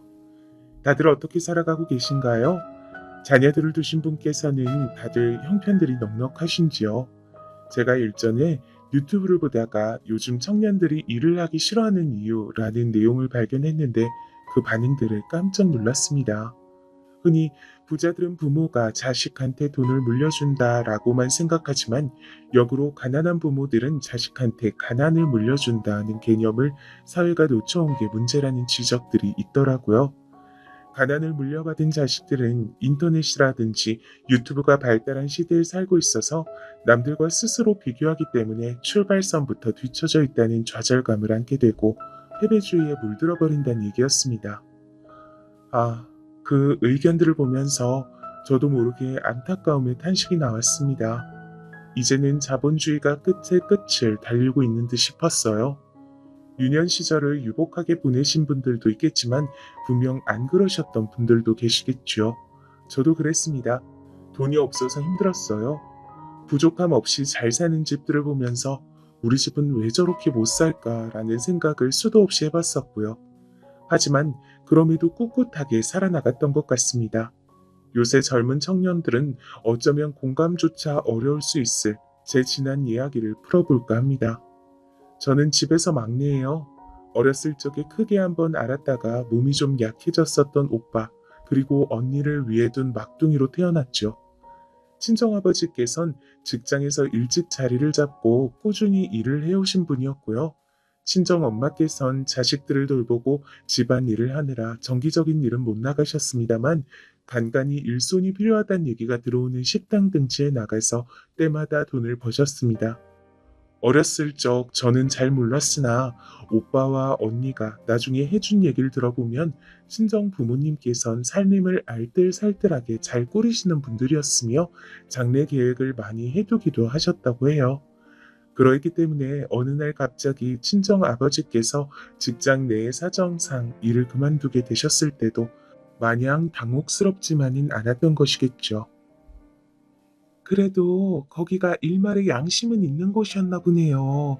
이렇게 된 마당에 처자식 딸린 사람을 억울하게 모른 척하지 않고 위로금을 챙겨주겠다고 하니 그걸로 미천 삼아서 어떻게든 잘 해보면 될 거예요. 상황이 이렇게 돼서 그저 한숨만 나오고 막막했는데 돈이라도 잘 주겠다니까 감지덕지 하더라고. 무엇보다 규석 엄마, 당신 덕분에 내가 지금 걱정 않고 든든할 수 있어. 당신이 있어서 정말 이럴 때 마음이 얼마나 놓이는지 몰라. 항상 고마워. 밖에 나가서 오만 고생하며 돈 벌러 다녀온 건 당신인데 내가 뭐 힘들인 게 있겠어요? 아무튼 그간 수고 많았어요. 남은 기간만 좀 더 잘 다녀줘요. 그래, 그래야지. 모든 일은 마무리가 좋아야 한다잖아. 비록 나가게 됐지만 마지막까지 내 자리에서 최선을 다할 거야. 내 자식들한테도 그래야 떳떳하고 멋진 아버지라고. 내가 할 말이 있지. 친정 엄마께선 원체 총기가 있고 영민하신 분이었다고 해요. 젊으셨을 땐 더 그랬다고 합니다. 그래서 외가 친척 어르신들은 저희 친정 엄마를 향해 가난하고 우환 많은 집안에서만 태어나지 않았어도 운명이 달랐을 거란 평을 종종 하시곤 했었지요. 그리고 친정 아버지께선 심성이 무척 고든 분이셨어요. 어찌 보면 고지식하고 고리타분하셨습니다. 아무도 보고 있지 않아도 길에 작은 쓰레기 하나 안 버리셨고 길가에 침을 뱉으시는 일도 없었으며 늘 준법 정신을 새기며 사셨지요. 자식들에게도 늘 떳떳한 어른의 모습을 보여주는 게 당신의 의무라고 여기셨습니다. 그랬기에 남은 직장 생활도 꽤 하나 안 부리고 열심히 하셨죠. 어차피 떠나기로 한 사람 얼마나 일을 열심히 하다가 가든 말든 아무도 신경을 안 썼을 텐데 스스로에게 부끄럽지 않다고 하시며 강제적인 퇴사가 결정된 이후에 오히려 그 이전보다 더 부지런하게 출근하셨고 일을 꼼꼼하게 마무리하느라 늦게 퇴근하셨습니다. 그런 친정 아버지를 오빠와 언니는 자랑스럽게 바라보며 컸다고 했고요. 하지만 너무 고든 나무까진 그렇지 않은 것보다 잘 부러진다고 하죠. 제 친정아버지의 고든 심성이 독이 되는 일이 있었습니다. 성실하고 책임감이 강하신 분이었으니 당신의 친가족들을 외면하지 못하셨던 거예요. 친정아버지의 퇴사 소식을 알게 된 친할머니께서 눈에 불을 켜고 달려들었던 겁니다. 예, 제피라. 네가 동생이 돼가지고 형의 어려움을 모른 척하면 쓰겠니? 네 동생들은 또 어떻고? 다들 요새 어려워서 하루가 멀다 하고서 곡소리를 내고 있는 형국인데 네가 도와주면 형제가 다 어려움을 벗어날 수 있잖아. 네가 설마 모른 척 할 건 아니지? 너는 그 돈 없어도 당장 굶어 죽진 않겠지만 네 형은 요새 거래처인지 하는 곳에 돈을 못 줘서 발을 동동 구르며 피가 말라가고 있어. 이러다 네 형부터 죽겠다. 저도 그 사정은 알고 있습니다만 어머니, 저희 식구도 지금 그 돈만 바라보면서 지내고 있어요. 앞으로는 그 돈에 의지해서 뭐라도 해보고 먹고 살아야 하니까요. 아, 크니까 글쎄. 그건 나중에 일이잖아. 눈앞에 급한 불부터 꺼야 되지 않겠어? 네 형수 지금 우는 꼬라지가 네 눈엔 안 보여. 얘가 시집 온 지 올해로 15년째인데 내가 온갖 구박을 해도 눈물 한 방울 안 떨구던 독한 것이 이렇게 우는 건 내 지금에 와서 처음 본다. 형수님은 왜 또 울고 그러십니까? 날도 더운데 어머님 여기까지 왜 모시고 와서 이러세요, 정말. 이런 제 마음이 너무 어려워집니다. 친정아버지께서 힘든 내색을 비치셨으나 소용없었죠. 왜냐하면 친할머니와 큰어머니, 친정아버지의 마음을 어렵게 만들고 싶어서 환장하셨던 분들이었으니까요. 그거야말로 두 분이 바라시던 바였습니다. 두 분은 친정아버지의 직장에 매일같이 찾아가서 하소연과 눈물을 토해내셨어요. 누가 뭐라고 하든 상황이 어떻게 되든 성실하게 직장 생활을 마무리 지으시던 친정아버지셨는데 자꾸만 그런 공경에 처하게 되니 보통 심란해지신 게 아니었죠. 다른 사람들의 눈에 비친 모습은 자기 모친과 형수가 찾아와 눈물로 호소를 해대는데 그걸 들어주지 않는 사람일 테였으니 친정아버지께서 가장 견디기 힘들어하는 노예였습니다. 당시 큰아버지께서 처하신 급한 상황에 불만 끄고 나면 돈을 갚는 것으로 이렇게 가닥이 잡히고 말았죠. 심지어 친정아버지께선 그때 반절만 우선 갚으시고 나머지는 천천히 갚으셔도 된다는 놀라운 호의도 건네셨다고 합니다. 문제가 있다면 이걸 친정엄마와 상의하는 걸 친정아버지께서 완전히 잊으셨었다는 것이죠. 친정엄마께선 절대 그만큼 호락호락하진 않으셨기에 만약 상황을 공유받으셨다면 그렇게 행동하시진 않았을 거예요.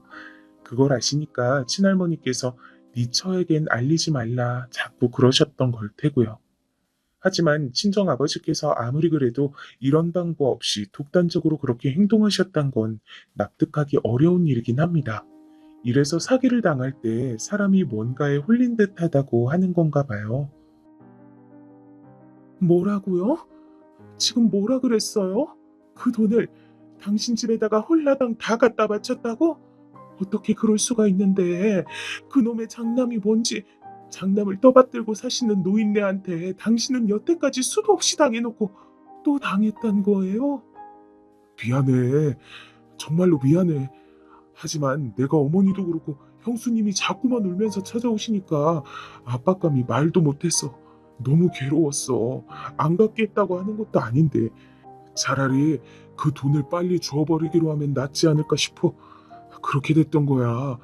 당신한테 미리 말을 못한 건 정말 미안하게 생각하고 있어. 미안하단 말은 필요 없어요. 소용도 없는 사과를 받아서 뭐 하겠어요? 내가 이렇게 어처구니 없이 눈 뜨고 코 베이는 상황을 겪어야 하다니. 아니 잠깐, 네, 이럴 때가 아니지. 당장 찾아가서 그 돈 달라고 해야지. 아, 지금 찾아가려고? 규석 엄마, 급한 상황들만 해결되면 차차 갚겠다고 했으니까 갚겠지. 신의를 꼬박 지키고 사는 게 자기 식구들 중에서 본인만 그렇다는 걸 왜 아직까지 몰라요? 대체 왜? 친정엄마께선 벌어진 상황을 알고 당장이 친할머니께 찾아가셨다고 합니다.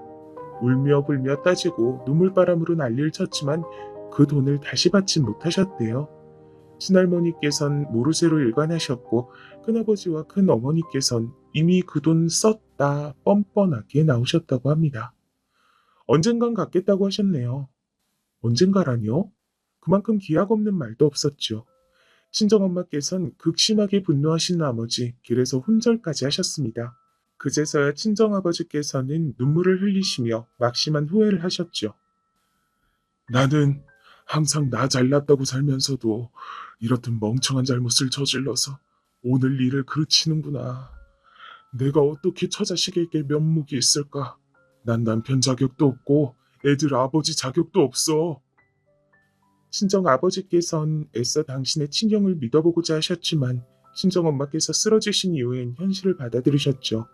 완전히 사기에 넘어가신 것이었고 귀중한 돈은 다 잃으신 후라는 걸 깨달으신 후에 죄책감으로 힘들어하셨습니다. 그 돈으로 앞으로 5식구 살아갈 새로운 그림을 친정엄마께선 그려놓고 계셨으나 모든 것이 물거품이 된 후였어요. 그 사건 이후 친가와의 왕래도 뚝 끊겼고요. 오빠와 언니는 친가 사람들을 떠올리기만 해도 그 이후로 이를 갈았습니다. 가난한 형편에 그대로 발이 묶여 살게 만든 원수들이라고 여겼죠. 그래도 다행인 건 저희 식구들끼린 똘똘 뭉쳤단 거예요. 깊은 죄책감에 좌절하고 마신 친정아버지를 보며 친정엄마께선 모든 원망을 접어두기로 하셨어요. 미련할 만큼 우직하고 의가 넘치는 당신이 답답하고 미울 때도 많았지만 그렇기에 내가 애초에 좋아했던 남자니까 부분 죽어서 일심동체인데 뭘 어쩌겠어. 함께 다시 일어납시다. 우리 뭐라도 해봐요. 당신이 항상 그랬잖아요. 자식들에게 떳떳한 부모고 싶다고요. 그러자 친정 아버지께서도 절망감을 털어내셨고 막노동판을 전전하시려던 계획을 철회하셨으며 친정엄마와 함께 수레 하나에다가 각종 먹거리를 실은 채 장사를 다니기 시작하셨습니다. 어렸던 저는 오빠와 언니에게 맡겨두신 채 하루 종일 바깥에 어느 동네이든 전전하시면서 장사를 하셨어요. 그래서 제 기억 속에 박힌 두 분의 모습은 늦은 밤에 서로의 어깨와 다리를 주물러주고 내일을 대비하여 금방 닳아버리는 신발의 밑창을 항상 주의 깊게 살펴보시던 모습들이었습니다. 그렇게 고단하신 와중에도 친정아버지께선 어디선가 얻어오신 각종 신문들을 꼭 보셨던 것으로 기억해요. 세상이 돌아가는 걸 놓치지 않으셨죠. 그래서 호기심 많았던 언니가 이런저런 질문을 던져도 어떤 것에든 답변을 잘 해주셨습니다. 저희 가족의 척척 박사셨어요. 친정 부모님께서 온갖 노력을 다하셨던 덕분에 잠잠하기만 했던 가세가 조금씩 펴지기 시작했습니다. 시간이 좀 지나서는 아담하긴 해도 번듯한 가게를 하나 내게 되셨죠. 여러 우여곡절이 있긴 하였으나 이제부턴 저희 식구에게 평탄한 앞길만 펼쳐질 줄 알았습니다. 이사도 계획하게 됐고요. 하지만 제 친정오빠가 어렸을 적에 아팠던 후유증이 좀 있던 사람이었는데 그래서인지 남들보다 면역력이 약한 관계로 폐에 큰 질환이 생기고 말았어요. 그 말은 막대한 병원비가 꾸준히 들어가게 됐단 것이었습니다. 그래도 굶어 죽을 만치 어렵지 않을 때 내 자식이 아파서 다행이란 생각이 드네. 다른 게 뭐가 중요하겠어. 내 자식 건강하게 사는 모습 보는 게 가장 중요하지. 병원에 입원한 오빠의 곁을 지키며 친정엄마께선 그런 말씀과 함께 눈물을 글썽이셨습니다. 저는 막내인 제가 어리고 부족해서 가족들에게 민폐가 되진 않을까 그런 걱정을 하는 나이로 자라나 있었기에 친정엄마의 모습을 보며 숨을 죽였습니다. 오빠까지 아프고 있으니 제가 더욱 부모님의 아무런 심기도 거스르지 않는 자식이 되어야겠다고 생각했죠. 부모가 꼭 말로 표현하지 않아도 자식이 자연스레 아는 것들이 있는 듯 싶었어요. 쉽사리 벗어나기 힘든 게 가난이라는 것, 부모님이 땀을 흘려 힘들게 버는 것이 바로 돈이라는 것, 이런 것들을 자라면서 깨우쳤던 저였기에 이상하리만치 강박이 있었습니다. 제가 가족들에게 민폐가 되면 안 된다는 것이었죠.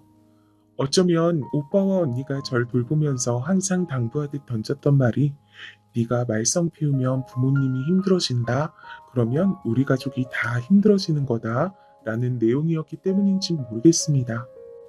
제가 조금만 때를 써도 그런 말로 저를 달랬기 때문에 지금 생각해보자면 저는 저로 인해 친정 부모님께서 힘들어지는 상황을 미리 겁먹고 두려워했던 소심이 겁쟁이였나 봐요. 타고나기를 성격도 제법 내성적이기까지 해서 친구도 별로 없었고요. 가장 친한 친구는 라디오였고 혼자 저만의 소설책을 끄적거리는 게 유일한 취미였습니다. 이런 저의 모습을 친정아버지께선 칭찬해 주셨고요. 삼남매 중에서 제 성격이 가장 좋다고 하셨습니다.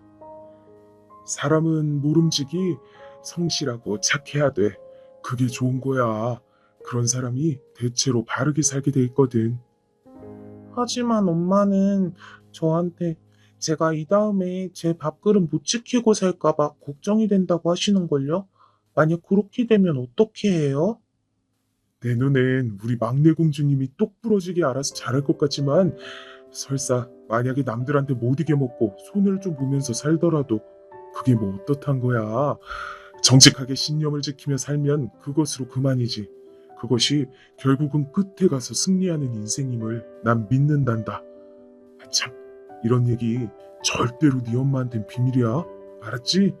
내가 너한테 이런 얘기 했다는 거 네 엄마가 알면 난 죽은 목숨이거든.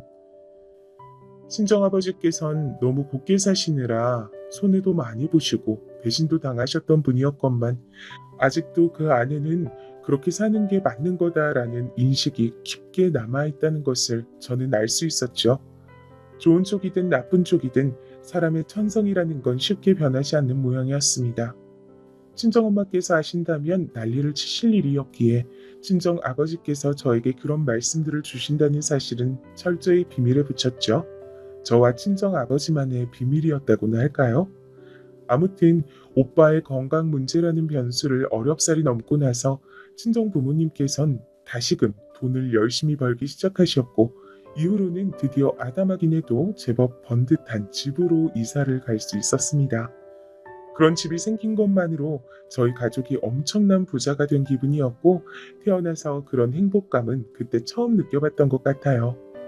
형편이 어려운 집안의 장녀로서 정말 책임감을 가지고 열심히 일찍부터 직장 생활을 하며 돈을 벌었던 언니가 수더분한 형부를 만나서 먼저 시집을 갔고요. 이후 몸이 안 좋았던 오빠긴 해도 어떻게든 장가를 들었네요. 부끄럽게도 전 공부와 인연이 없는 아이였지만 친정부모님께서 막내딸이 꼭 대학 졸업장은 땄으면 좋겠다고 해주셔서 전문대를 나왔습니다. 이런 걸 보면 모든 건 시기가 있는 것 같아요. 집안 사정이 몹시 안 좋아서 형제들이 줄줄이 학업을 포기했지만 딱 본인의 때에 학업을 이어갈 수 있어서 형제들과 달리 가방끈을 좀 더 길게 단 경우들이 여러분 중에서도 반드시 있을 것 같네요. 제가 오빠, 언니보다 잘나서 대학을 나온 건 아니었고 정말 감사하게도 상황이 그렇게 돼서 전문대라도 나올 수 있었으니까요. 취업과도 연결이 돼서 무난하게 작은 일자리도 구할 수 있었죠. 집안에서 제일 고생덜한 막내라는 생각을 지니고 있던 전 친정 식구들이 신경 쓰이지 않도록 문제없이 잘 굴어야 한다는 생각 역시 함께 지니고 있었습니다. 결혼도 그런 생각이 연장선이었죠. 삼남매 중에서 하나 남은 제가 얼른 결혼을 마저 해치워야 친정 부모님께서 비로소 한숨 돌리실 거라고 여겼습니다. 다니던 직장의 상사분께서 연결해준 남자하고 결혼하게 됐어요. 요즘 아가씨들 하는 거 보면 맹랑하고 대바라진 경우들이 많던데 우리 신입 정도면 아주 보기 드물게 얌전하고 참하고 어른 말씀 잘 듣고 군소리 안 하고 너무 괜찮은 신분감이라고 할 수 있지. 나이도 아직 어리니까 더 나이 먹어서 가치가 떨어지기 전에 빨리 시집가는 게 좋아. 내가 정말 조건 괜찮은 사람 하나 아는데 어디 잘 만나봐.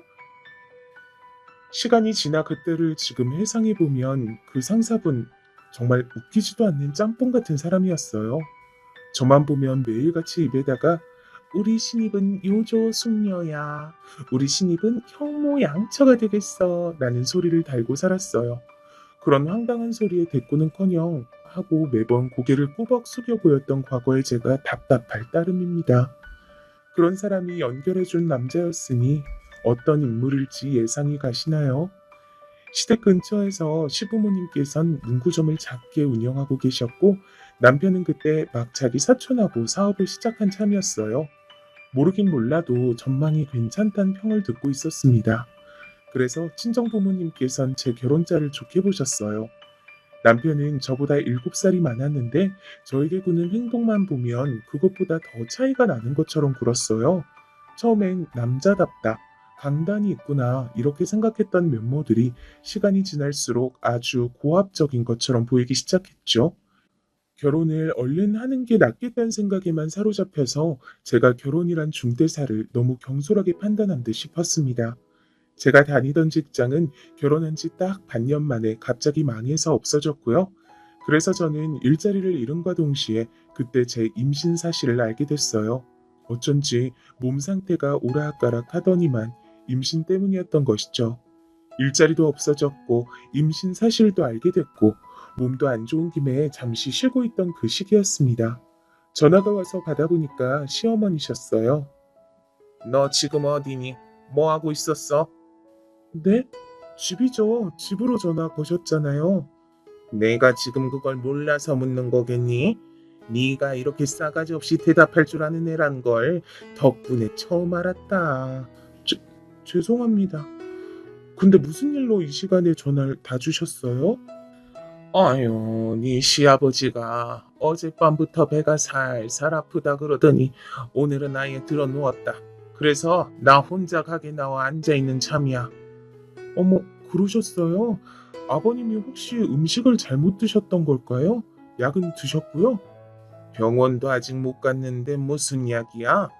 내가 혼자 가게 나와서 이러고 있으니 아프다고 시덥지 않게 골골거리는 네 시아버지를 병원에 데려갈 수도 없고 아이고 답답해라.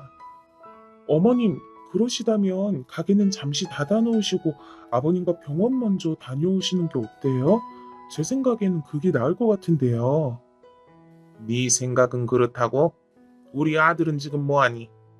네? 당연히 지금 일하러 나가고 없죠. 한참 일하고 있을 거예요. 너는 지난주에 입덧이니 뭐니 떠들더니 지금은 좀 괜찮고?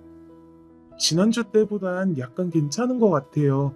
근데 괜찮은 것 같다가도 갑자기 확 속이 메스꺼릴 때가 있어요. 아이고, 우리 아들만 죽어라 합시고 고생을 하겠구나.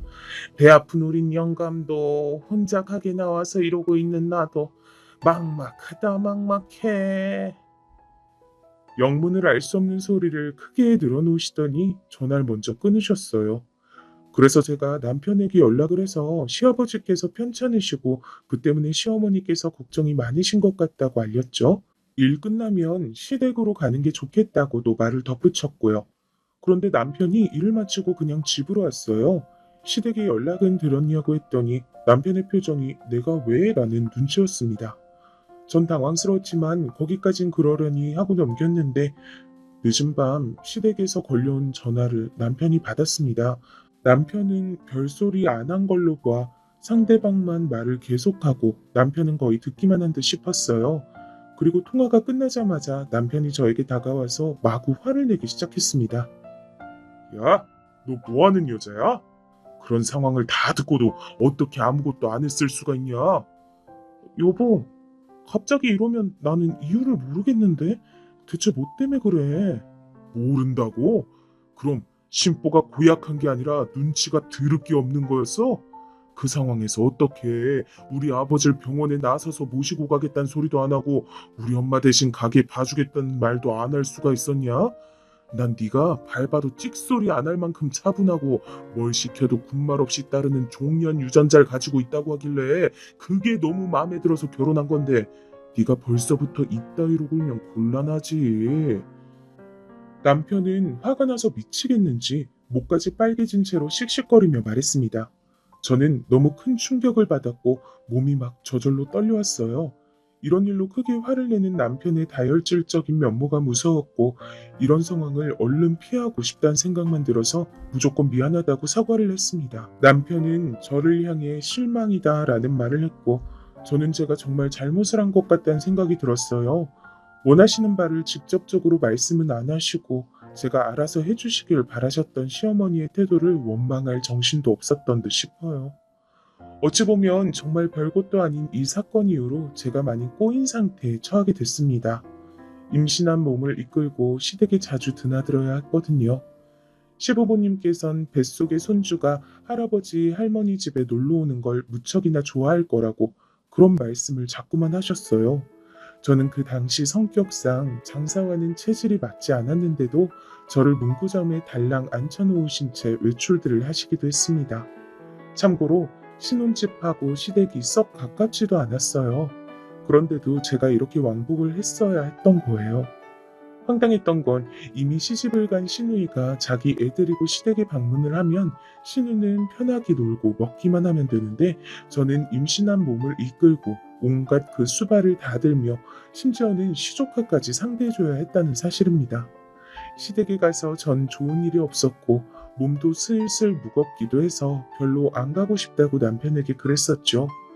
이걸 말하는 것도 당시에 저에겐 나름의 용기가 필요했다는 게 지금에 와서는 우습고도 어이가 없네요.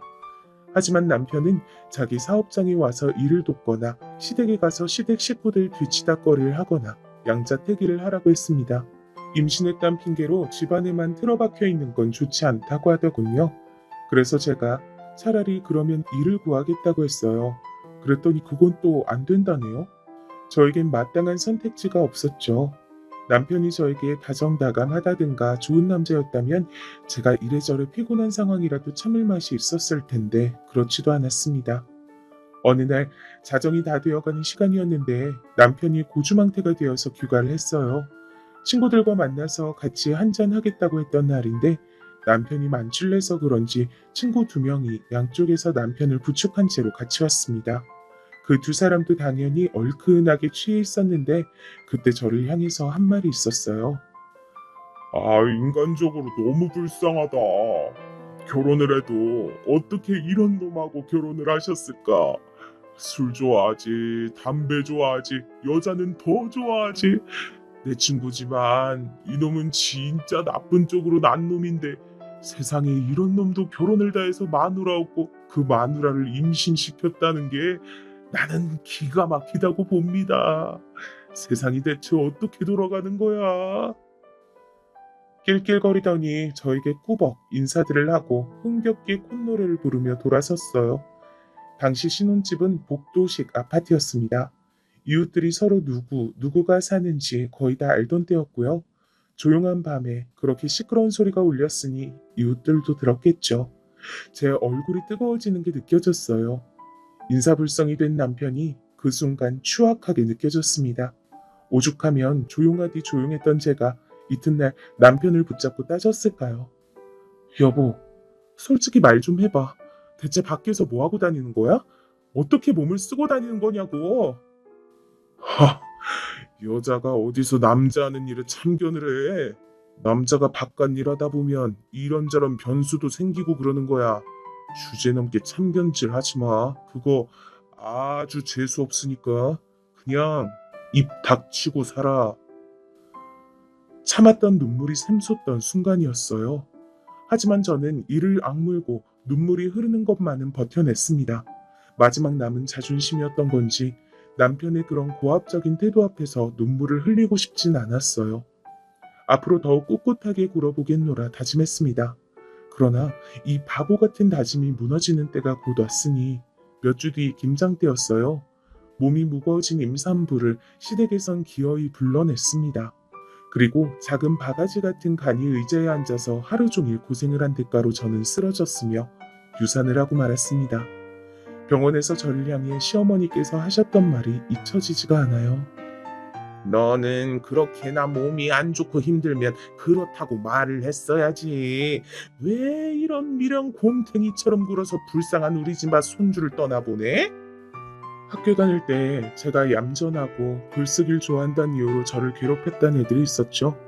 나중에 선생님께 그 행각이 걸렸을 때 그 애들이 내놓은 변명이 저런 거였습니다. 제가 하지 말라고 외쳤다면 자기들도 저를 안 괴롭혔을 거래요. 제가 하지 말란 소리를 안 했을까요? 했습니다. 그런데 안 들리는 척 걔들이 그렇게 굴었을 뿐이에요. 시어머니도 마찬가지셨죠. 저 몸이 안 좋아서요. 오늘은 너무 피곤해서요. 지금 너무 힘들어요. 이런 소리 매번 해봤자 돌아오는 것은 질책 가득한 눈빛이었어요. 고작 이런 것도 못 견뎌내서 우는 소리를 하는 거냔 책망이었죠. 본인도 잘한 거 하나 없으면서 남편은 자기 가족들한테 모든 탓을 돌렸습니다. 자기가 저한테 사과하기 싫으니까 그렇게 군 거 전 알고 있었어요. 하지만 그렇게 해서 시댁과 멀어질 수 있다면 저로선 고마웠기에 그냥 가만히 있었던 겁니다.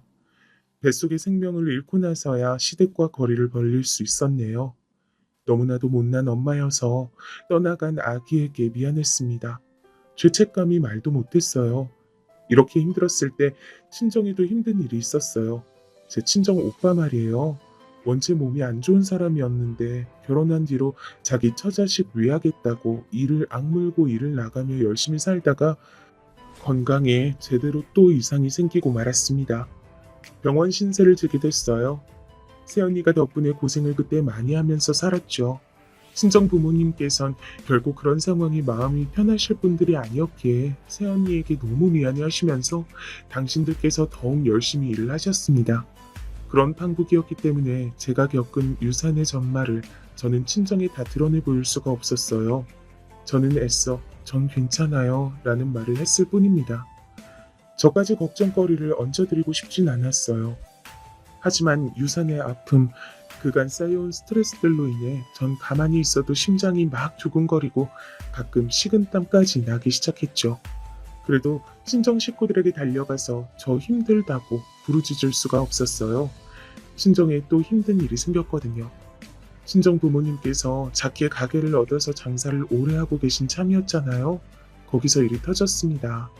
이웃집 가게에서 위생을 심각하게 안 지키고 작정하고 탈세를 하고 이런 것들을 친정 부모님께서 알게 되신 거예요. 그 가게가 제대로 걸릴 일이 있었다고 합니다. 유통기한이 지난 것들을 쭉 사용 중이었는데 일손을 도와주러 온 그 가게의 친척이 실수로 저희 친정 부모님 가게 뒤에다가 그것들을 적재해 놨고 그랬다간 걸린 것이었죠. 친정 아버지께선 그런 걸 묵인하실 분이 못 되었습니다. 그 이웃 가게에서는 그냥 눈 감아 달라고 했으나 친정 아버지께선 손님을 기만하면 안 된다, 시정하지 않으면 다 알리겠다고 응수를 하셨어요. 이웃 가게엔 고집을 안 꺾고 버티다가 비양심적으로 장사를 한 게 정말로 소문이 다 나서 장사를 접고 나가야만 했습니다. 창피해서 주랭랑 친 거였죠. 거기까진 좋았는데 얼마 뒤 술에 만취한 그 이웃 가게 사장님이 저희 친정 부모님 가게에 와서는 난동을 부리셨습니다. 그러더니 불까지 질렀어요. 친정 아버지께서 황급히 대처를 하셔서 전소만은 막았으나 가게는 반절이 타버렸죠.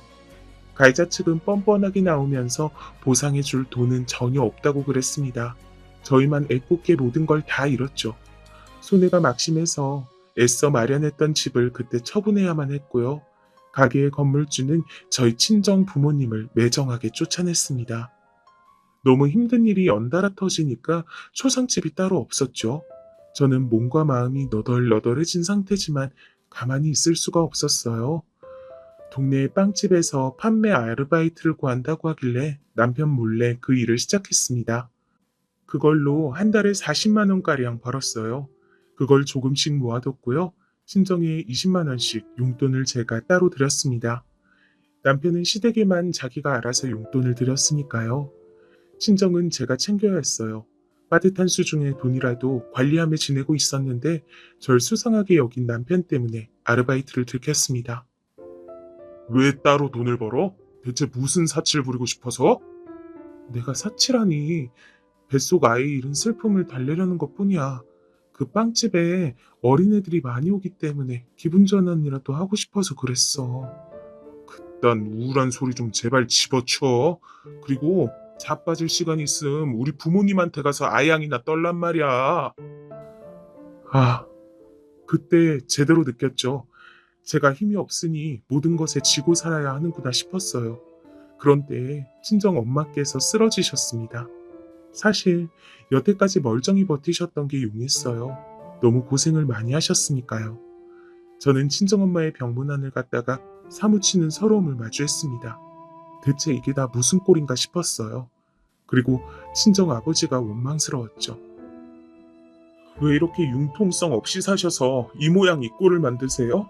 이렇게 되니까 좋으세요? 속이 시원하세요? 저는 답답해요. 매사에 답답한 제 자신이 너무 싫고요. 이런 제가 아버지를 닮아 이러는 것 같아서 더 싫어요. 저는 친정 아버지 앞에서 한껏 감정적으로 굴고 말았습니다. 그간 억눌렀던 게 터졌던 모양이죠. 제 앞에서 친정 아버지께선 고개를 푹 숙이셨어요. 그저 미안하다고 하실 뿐이었죠. 저는 대답도 없이 돌아섰습니다. 너무나도 힘든 일들 뿐이었지만 그나마 언니가 병원비를 많이 보태줘서 망정이었어요. 그래도 갚아야 할 병원비가 남아있었죠. 당장의 생활비도 문제였고요. 한숨을 몰아쉬던 저는 자기가 든든한 거래처 하나 덕분에 유유자적하게 마음이 놓인다고 자랑이나 해대는 남편을 바라봤습니다. 저렇게 자랑질을 할 정도라면 좀 도와주지 않을까 싶어서요. 친정 얘기를 조심스레 꺼내봤죠. 도와달라 그랬어요. 하지만 남편이 코웃음을 쳤습니다. 아니, 절대 안 돼. 이유가 뭔지 알아? 그럴 때 한 번 도와주면 끝이 없거든. 도움 없이 호되게 당해봐야 정신을 차리는 부류가 있어. 바로 장인어른 같으신 분이지. 하여간 답답하신 양반. 날 봐. 천박하니 어쩌니 소리 들어도 술자리 몇 번만 잘 가져도 인간관계 잘 맺고 잘 나가잖아. 장인어른이 편법이 뭔지 좀 배우실 필요가 있어. 사는 방법을 영 모르시는 양반일세. 그때 저는 머리 뚜껑이 열린다는 게 뭔지 태어나서 처음으로 체감했어요. 어처구니 없는 시댁 식구들, 불쌍하게 떠난 뱃속의 생명, 처음부터 지금까지 오만방자하기만 한 낭편, 이 모든 요소들이 제 머릿속에 섞이더니 이내 펑 하고 터졌습니다. 열받아서 다음날 카드 챙겨다가 은행 가서 100만 원을 인출했어요. 심장이 이상하리만치 세게 뛰더군요. 하지만 후회되진 않았습니다. 곧장 친정 아버지께 가서 생활비로 쓰시라며 드렸어요. 자식이 이럴 때 100만 원도 못 내놓으면 말이 안 되는 것 같아서요. 그리고 일전엔 제가 실언했어요. 죄송했어요, 아버지. 제가 100만 원이 아니라 200, 300을 내놓는 딸이었어야 했는데 제가 못난 건 생각도 안 하고 아버지 탓만 했네요. 친정 아버지께선 봉투를 쥔 손이 떨리는 걸 감추시려는 건지 얼른 손을 뒤로 하셨어요.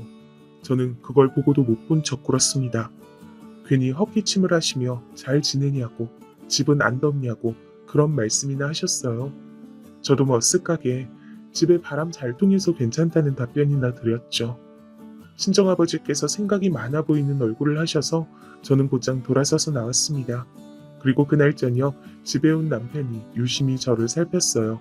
오늘은 왜 징징거리는 소리도 안 하고 표정도 태연한 거냐고 묻더군요. 사람 얼굴에서 그게 드러나는구나 싶었네요. 어차피 시간 문제일 뿐 들킬 게 뻔해서 전 이실직고 했습니다. 낮에 친정에 다녀왔어.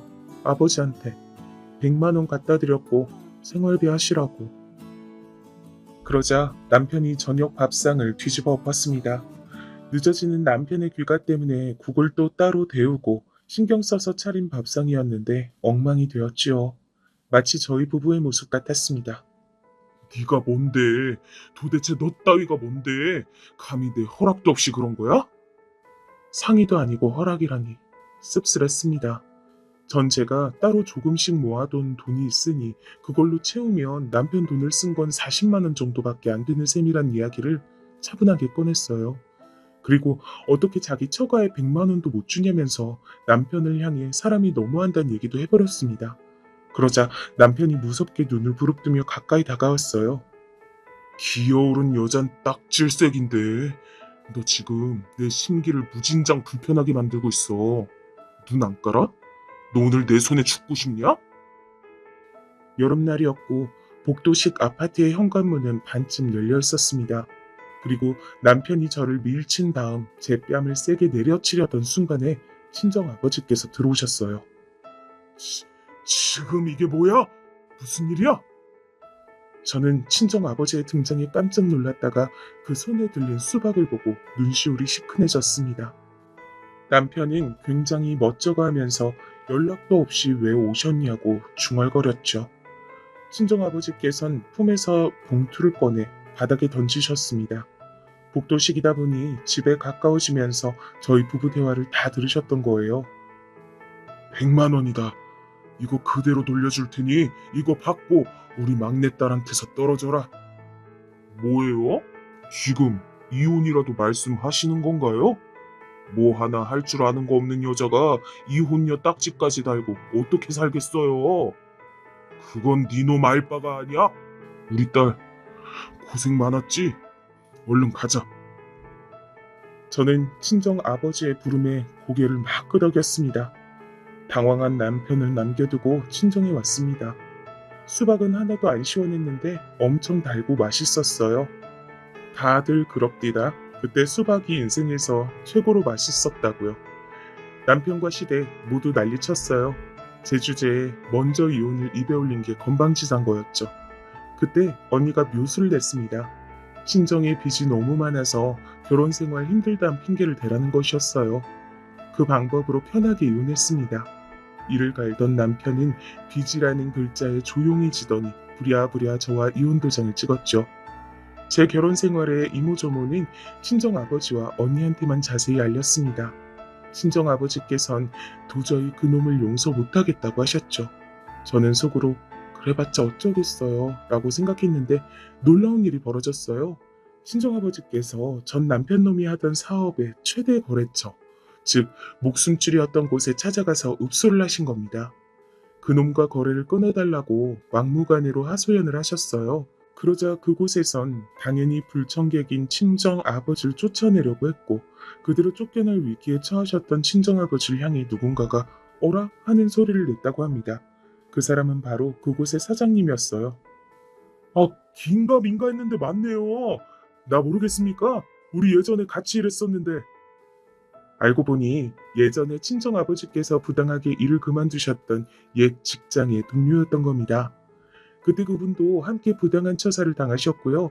그래서 그분은 반발심에 남은 기간은 하는 둥 마는 둥 일을 하셨는데 그때 친정 아버지 혼자서 일전보다 더 열심히 하는 것을 보고 미련하다고 생각하셨다네요. 직장 앞으로 모친 형수가 찾아와서 돈 얘기한 거 소문났었는데 결국 들어줬다는 후문을 접했을 때도 역시 미련하다고 생각하셨고요. 그런데 그 후로 살면서 종종 친정 아버지 생각이 나셨다고 합니다.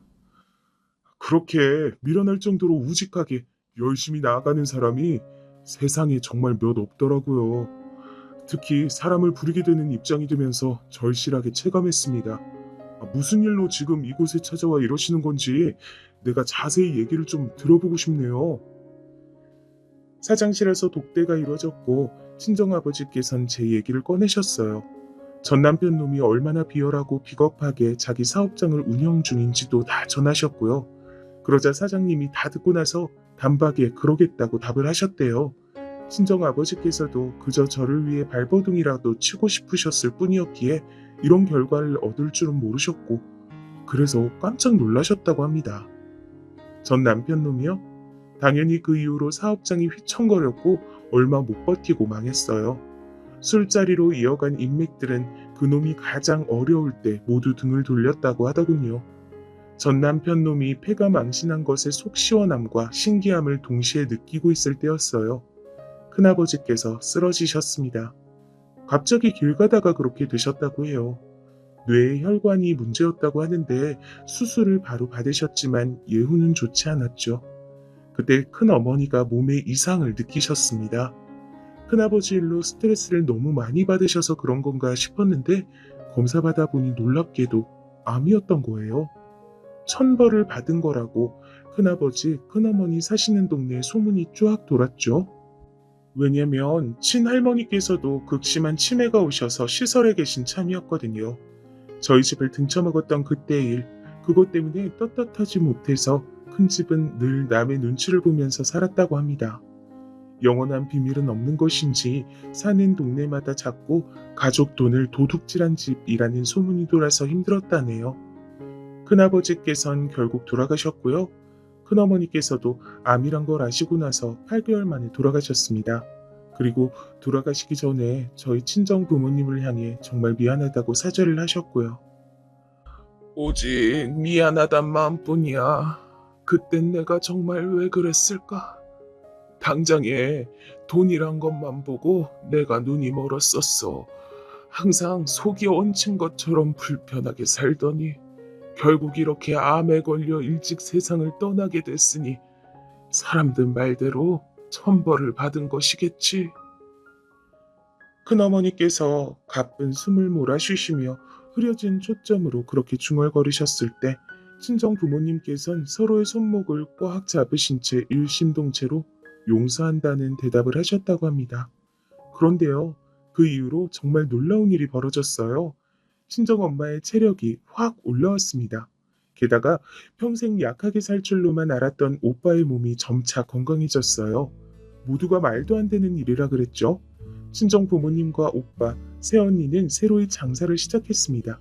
그리고 장사를 시작한 지 며칠 안 됐을 때 전에 했던 가게에서의 단골 손님이 신기하게 우연히 방문을 해주신 거예요. 그분이 깜짝 놀라시더니 주변에 소문을 잘 내주겠다고 하셨어요. 늘 양심적으로 장사를 하시는 분들인 거 단골인 내가 제일 잘 알았죠. 아이고, 다시 이렇게 뵙게 되니 반갑습니다. 내가 여기로 다시 단골할게요. 소개시켜주고 욕먹을 집이 절대 아닌 거라니까 주변에 소문도 잘 내겠습니다. 그러더니 손님이 막 늘어나기 시작했어요. 금세 장사가 잘 되었죠. 친정아버지께서 어느 손님과 대화를 주고받다가 막내딸이 이러저러해서 혼자다라고 하셨는데 그 손님이 그렇다면 주선을 해주고 싶다고 하신 거예요. 너무 갑작스러웠죠. 하지만 정말 괜찮은 청년이라는 소리에 호기심이 생겨서 한번 만나봤습니다. 그리고 고민 끝에 재혼을 하게 됐죠. 저랑 동갑인데 결혼하고 나서야 말을 놨습니다. 사람에 대한 기본적인 예의가 바르고 매사에 신중한 남자예요. 시댁도 정말 좋고요. 시부모님께선 며느리 부담시킬까봐 먼저 연락하시는 것도 고민하시는 분들이세요. 시댁에 가면 버선발로 마중을 나오십니다. 처음부터 그러셨고 세월이 많이 흐른 지금까지도 그러시네요. 제가 점심때에 도착하게 간다고 한다면 아침부터 단장 다 마치고 집안 깨끗하게 쓸고 닦으시고 시계만 보며 저를 기다리셔요. 손주들보다 며느리가 이쁘다고 해주시고요. 너무나도 고마운 일입니다.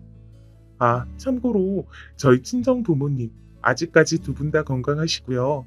이제 가게는 새언니가 진두지휘를 하고 있으며 오빠가 뒷받침 역할이에요. 언니하고 형부도 재밌게 잘 사는 중이고요. 우여곡절 끝에 찾은 마음이 편안한 일상은 어쩌면 스스로의 신념을 중요시하는 친정아버지께서 쌓아 올려주신 것일지도 모른다는 생각이 사연글을 마치는 동안 드는 중인데요. 여러분의 생각은 어떠신가요?